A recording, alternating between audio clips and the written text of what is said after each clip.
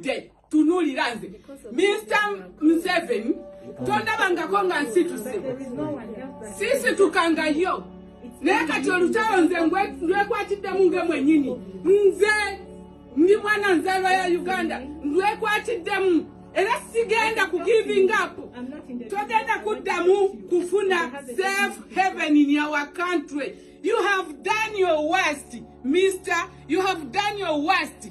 Togenda kuddamu kufuna safe house mu Uganda yaffe. Togenda kuddamu kufuna safe house mu Uganda yaffe. Ambassador, come out. Come out. We know you are hiding there. Come out. Togenda kuddamu kufuna safe house mu nsi yaffe. Okoze the worst. Mr. Museveni kamala okubuuza. Olyotya emmere nekuka mu lubuto ng'otuuka kwekyo. Don't tell me anything. This is my country. Here is my country. I'm in my house. This is the Uganda embassy. Is working, is presenting who? You. So, what are you trying to say then? Mr. Museveni, though I'm so angry, I'm going to try to control my anger. Mr. Museveni, njagala nkubuulire. Togenda kuddamu kufuna safe house nsi yaffe.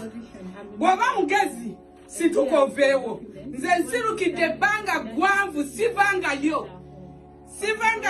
Olaba nsituse mbyekwatiddemu.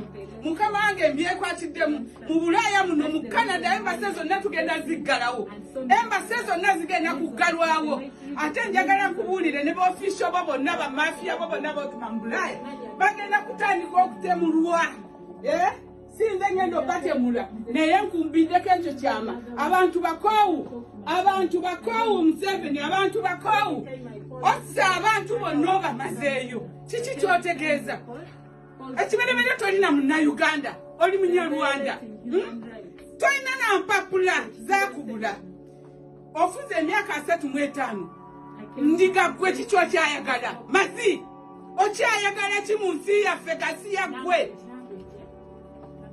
Talk. Don't try to control me. I can say anything I want to that bogus animal. What did he do to our people?